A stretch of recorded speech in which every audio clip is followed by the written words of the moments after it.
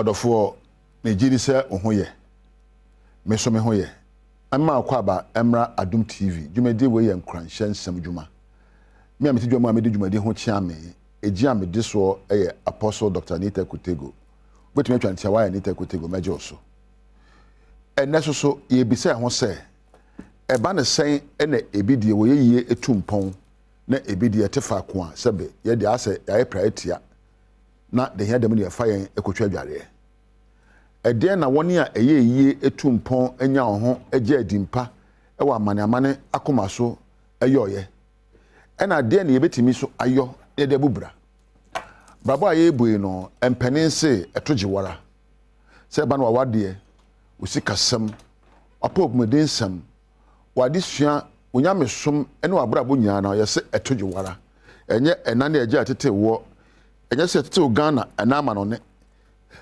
enye se empoye bibini ana broni ese o yetenti ana tietia ni nyina so ne wankasa de ntini ye kanasa otwedi ampo nyankopon ebo me ne omienu no ode ade bi dua ye mu a ye fe no ye kra okra eno ka kire me no se kosi se ye kra betumpon no ya brabo ntumpon. You see, he says that I wish above all things that you prosper and be in good health, even as your soul prospers. It means until your soul prospers, your life will not prosper. He didn't say that until your economy prospers. He didn't say until a politician makes you prosper, your husband or wife makes you prosper. He says until you, your soul, one kasa okra, until it prospers. Okra any wadwene. Okra any watinka.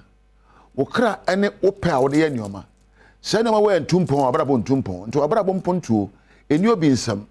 Enkura economy bi, ene nkura o mampani bi, ene nkura MP bi. Abrabo mpontuo etoje wankasa. Why am I saying this? Embebre ene de abrabo akoshen crofo say wo mu ya abrabo mayen, and we seem not to be responsible for the life we are leading. Many of us think that others should be blamed. Excuses are found. You see, your mindset alone has become a limiting factor to your well-being. So when you say adebi edian, one I catch the word, when I watch them who say where they are difficult, mean to me yet. We share me say where you are you will change your attitude towards me. Oh, where you are permasem, sounds a bit in you. Now catch the word so no. A Kenya atinkan in ye. Oh, ni take die said your tie die watch no ho me ko kan obey me no aka go otim ntu be hia me ana why stifo that am kan no na o twen se me kire me ho akire obi am so me kire me ho me obi am ho obrase ene obuo ene pepepe yo mani pa biara ba esan kire mu ade ma mi nti no wo na asan osuban a wo de eba me so oni pa bia wo nkire mu a wo de ma brabo mu ono ene kire nya wo ye na nkire mu no efrihi your mindset. The interpretations you give to life, the interpretations you give about yourself, and the interpretations you give to everything that happens to you actually stimulates an emotion and a behavior pattern. And chire mu bi arbe ma brabo.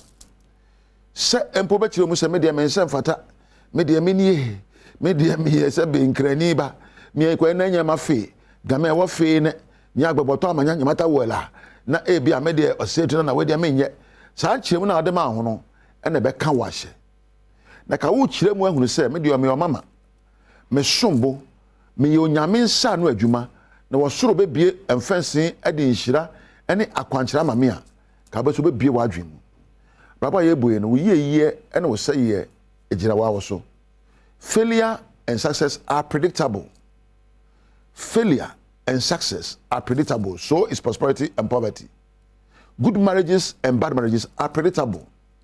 Good health and bad health are all predictable. They are predicted based on your thinking patterns, based on your daily habits, and based on your behavior. When you bejia enyina sikaso, eni je enyina so ya adwene a wo dwene wo tim. O so anapa, wa bunkam, no akan graphic, no afa we no akan ye ya edin, ye ntime ye ni. One started day no with negativity, and your day will automatically end in negativity. What's on a part now the GDA and that's one word door and they can surpass us here. A beer quine, and my wish one year once or so, or dear Nijian or Dasha here, na a Kenya brabo.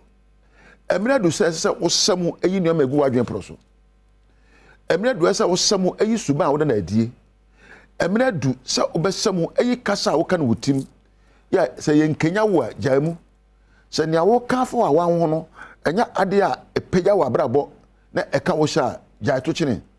Begin to negate the negative things and upload positive vibrations into your mind.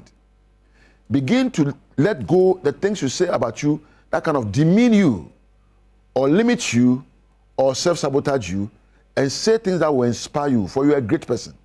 You were made in the image of a creator.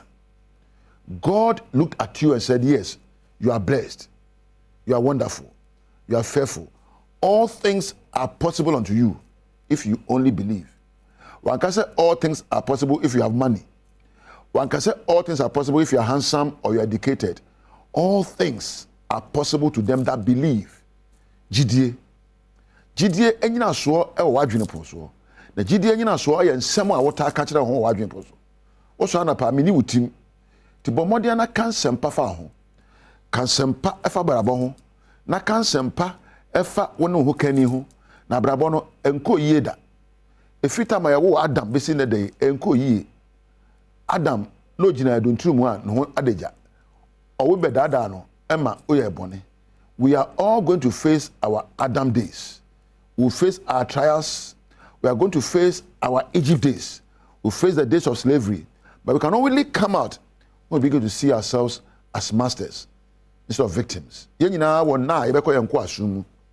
Na ebetime fie nko asumu kosi se be kan sempa kire ho na hwa abontina ka se baby amegina enye mi tumi nan akomanim mi ma bibi nsimi kwan isan so twede ampo Nyankopon obo me no odi mi tumi am be ye hia me nsa wa wade usikasem wa brabo wo ye die ejina wa woso ejina adwene a obadwene na dai so ejina atenkapa a be kenya no ena ejina ne ya be kenya no enye sika bi a wa na school bi akoye enye obi a wo dan no di kan dan urade na dan nyansa na dan timi popapa ne sempa papa na se de tie bia no ento asa de be che no abrabo atumpon abrabo puntuo ehia nyame ento ma akade obetimi atumpon ento na jeje mu wate obeyi wo sombo ma urade abrabo nsombo e wo tim na kwan bi aso no ebewie ni yi ama wate mama nya ha na menkodi djuma foforo na badwam djumadi na okoso me am de djumadi ho chia me edi am jeso ene ni ta kotego me pe na efre me sa ubo odi anka me pe osesen mate na mama me na Adom TV mpanimfo a wogina machi bo machi doma djumadi ba mo ho efi camera lighting floor manager sound MCR ena empo me producer Randolph ena webe kampedu me da mo nyina ase wa wonya amrehwe me de woni onyame enti